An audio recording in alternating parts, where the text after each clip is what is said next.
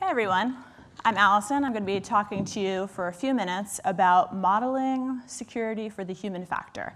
And the truth is, the human factor has gotten a pretty bad rap lately. You know, humans being the weakest link and all of these accounts getting compromised. But it's kind of strange, actually, because from everything that I've learned and experienced, it's actually modeling for the human factor that's actually going to get us to more secure outcomes. What do I mean by that? Well, first what I mean is that actually humans are pretty good at managing risk, terrible at quantifying it, terrible at describing it, but pretty good at managing it. I mean, you all managed to get here today through London traffic, and think about how many risks you took just on the way here, and you all made it very successfully. Very good job. But the thing is that while we are learning machines, and all of our experiences and intuitions and logic and reasoning add up to our models for approaching our life, when it comes to cybersecurity, the models haven't kept up because the environment has changed way faster than we've been able to remodel our own understanding of the environment.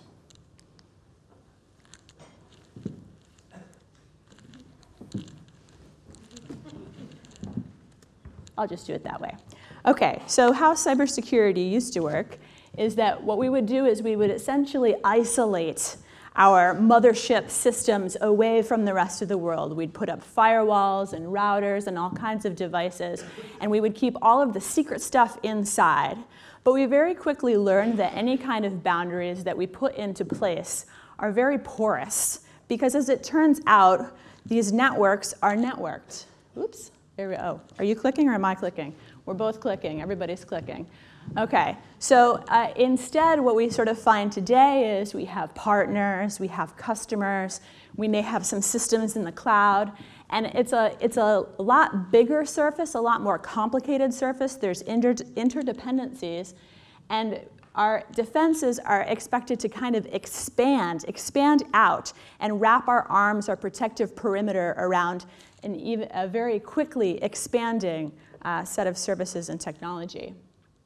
And in fact, most of the big software platforms that we think of that require protecting are ones that interact directly with customers. We have customers that we accept into the boundaries. So what kind of boundary is it when it is actually something that you have such activity coming in and out of? And instead, what we find ourselves fighting today are the actions of folks who end up blending in with users. So if you think of some of the things that lead to problems for people on the internet or businesses in the technology world, is you've got bad behavior, spammers and fraud, denial of service attacks, phishing. All of these are things that take advantage of how the systems are actually supposed to work. Sometimes there's a vulnerability exploited, but in the case of something like fraud, it's usually a transaction that's being attempted that looks just like any other transaction that's being attempted. There's no AppSec flaw, there's no fancy technology involved. It is simply bad intent and bad behavior. And now the challenge for us is much worse. We can't just stick a perimeter around all of our secret systems.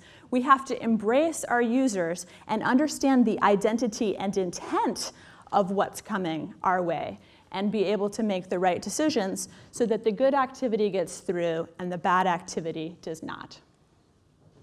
And so for this is when I talk about models, or when you hear folks talking about models or behavior modeling, they may mean a number of different things. I'm going to talk quickly about three. One is related to threats, choices, and then the last is, sometimes people might use the word machine learning or AI or behavioral analytics. That's sort of the technical modeling that I do in my day job. But as a product manager and building new products and services, the first thing I'm going to do actually, or the first thing that I find sort of useful given how the environments work today, is to do a little basic threat model. So that's basically a game of what if. What if? What if someone's used the service in a way that was unexpected? What if folks with bad intentions want to take out their anxieties on others? So, and the answer for this often comes in exactly what your system is meant to do. So if it's a communications platform, you may expect spammers. If it is, let's see, if you have accounts on the system, you might start to expect hijacking. If you are a games platform, you might find some gold farmers, you might find some griefers, you might find some trolls, you might find some folks who are using cheat codes in interesting ways. So just sort of a first way of understanding what you can expect the security outcomes on your system to be is understanding what is drawing attacks your way, what kinds of attacks you can expect. And so that is a threat model. The second thing that we have to realize is that we have good users. And we expect our users actually to make decisions in how they use our services. And typically we set things up so that there are flows that they go through. A sign-up flow, for example, a checkout flow, a compose your email and send flow. These are all sort of paths. I like to think of them as the happy paths. But every once in a while, depending on how our system is designed, we might push our user to making a decision. And sometimes this is called choice architecture. And based on some of the things that we know from UX research, from behavioral economics, and from psychology, how you present that choice, that decision you're going to make someone make, has an effect on the outcomes. And so what is kind of a trend in product design, if you're thinking about security as you're doing product design, is to design with making sure that those choices are framed in a way that a user can be successful. And in that way, as you build your system, you've understood the threats, but now you're playing what will. What will the good users experience? What will the good users do in such a way that then you try and figure out ways to let those good users be successful? So here's an example. Has anyone ever, and this is a rhetorical question because the answer is going to be 100% yes, have any of you ever had a warning dialogue or an error message that asked you to click yes or no and you had no idea what the issue was? The answer is yes. You've all received messages like that. I know you have. And there also are some where actually you're given some information. So for example, that top one is it's a download warning. So what that warning means is that the system, the browser, thinks that the file that you've downloaded is actually a malicious executable. And what we found is when you are very neutral in how you present those options, you're giving the user a little bit of information to make a decision, but you're still kind of putting the weight on them, that sort of cognitive load. They need to understand what you mean. It appears malicious? It appears malicious or it is malicious? I don't know. I don't know what happens if I click keep.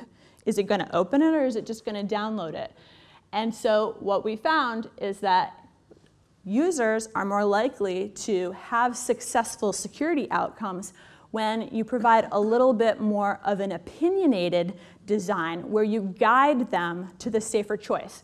They still have the option to recover the malware, which of course you were just downloading because you're a malware analyst and you just wanted to know how it works. But if you find a malicious file, we find that users are much more likely to be successful getting through that situation if we direct them so that the default is the safer default. And we call that opinionated design. And it is a portion or our interpretation of how to do effective choice architecture when it comes to security situations.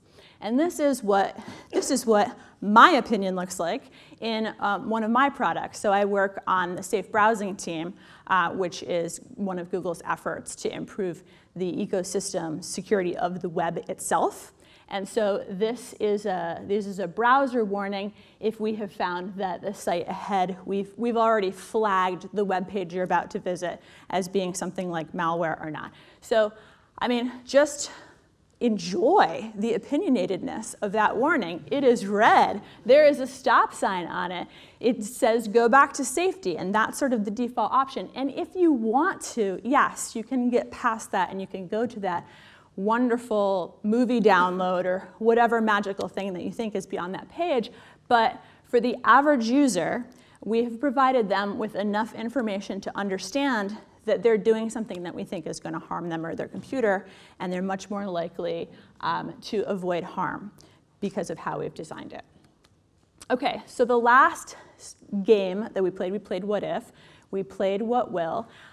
Here is where the real-time stuff comes in, and what is. So analytical modeling, I think Lucas touched on it a little bit. We can use things like machine learning and AI. They're very useful for pattern recognition. And so if you have particular types of attacks or particular bad behaviors that you want to have the computer do the work of finding for you, that's where this comes in. So where are these systems useful? They're useful when the attack patterns are complicated, meaning a human doesn't want to have to eyeball it each time. And a computer would be able to take a lot more information into consideration than perhaps a user or an analyst, even in your SOC or NOC or IT team. And then, is the system in the best place to make the best decision? Unless you have a lot of people like typing to handle real-time things on your software site, probably it's the system that's going to be fastest. And therefore, if it's something that we need to put in the flow, and when I'm talking about the happy path, you sort of compose your email and then you spell check and you click send. If there's an unhappy path, you're going to have to code that right into your software. And so that means that a decision about something maybe being dangerous would need to happen in real time or synchronously. And so when you have the ability to act synchronously, then you have a shot at blocking bad behavior in real time.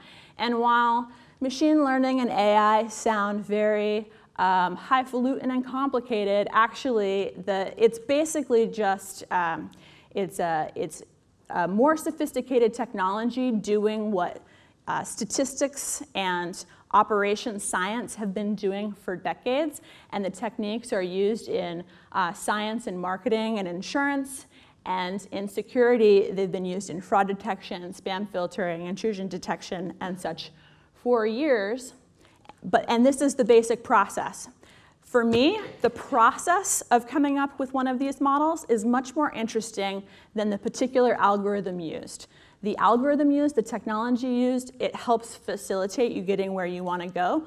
But the process of training, of getting the machine to learn the lesson you're trying to teach it, is the most important thing. So the first thing that you need to do is sort of get to your ground truth and clarify what is bad, and then figure out what signals at the time you're going to have to make the decision are going to be available that could help you make a really good decision.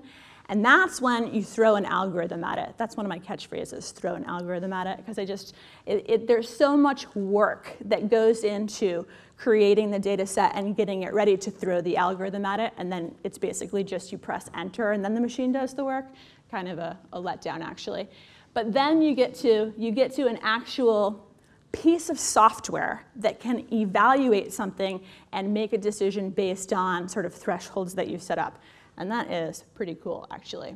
And then you can build it into your enforcement systems. So the first thing, though, and the reason why it's so hard is because if you think about an event-based system, maybe it's evaluating logins. Where do you go for data about logins? You have logs. You have tons of logs, like so many logs. And tons of events that then you have to be able to know which ones are good, bad, and then not so sure. And actually, you're probably going to have a lot of not so sure. And maybe it's easy for you to figure out in retrospect what the bad ones were, but can you figure out what the good ones are? But you really need to have good samples of both the things that you're modeling to find and the things that are actually good, so that you want to make sure that those are let through. And so once you have sort of developed your ground truth and figured out what's good, what you're good, bad, and indifferent about, then you go about figuring out what factors you're going to pull out of your data. And I'm basically out of time, so I'm going to skim through these slides, but basically, trust me, this is how you then sort of find the useful signals. And that sort of process flow that I described to you ends up getting turned into software, into sort of a real-time decision flow. Your user will not have to, you've sort of built the model on the back end, and when a user gets to a decision point where you are going to make a security decision, you already have your model ready to go, and you reroute their experience based on whether you think the attempted action was good or bad, and then you learn from that. That's the key, though. Machine learning never dies. You have to keep feeding that thing and retraining it. And so it is really impressive what it can do to improve security outcomes, but it requires a lot of work to keep it going. And then when you have that, you can actually do things like measure performance. So security as a state isn't necessarily on or off. You can compare models to each other and figure out which one performs the best. And an example of how this whole process kind of works soup to nuts is a system that I'm working on now, Safe Browsing, where we crawl the web. We're looking for web pages. What we're looking for are web pages that are hosting malware or deceptive software or phishing pages. And we put them into a system that executes the software or evaluates the content, and based on the models that we've trained, it'll come up with an evaluation and it will flag it. And if we flag it, then we're able to push that information out to all of the other Google products, where then they can use the information that we found about what was bad on the web, and they can build better opinionated experiences into their products. And that example, of course, is a browser implementation, which it's in Chrome. It's also used by Safari and Firefox. We have a mobile experience, and it is used in different ways in several of our different products. So there's another example, which we'll skip, and then we'll just sort of wrap it all up by saying that, hey, we've built a lot of technology to protect technology from other people's technology. But at the end of the day, it's behavior that drives outcomes, and it's really only by factoring in the human factor that we're going to design systems that can really resist the threats and sort of the bad behavior that's coming our way on the web and in technology today. And with that, I thank you.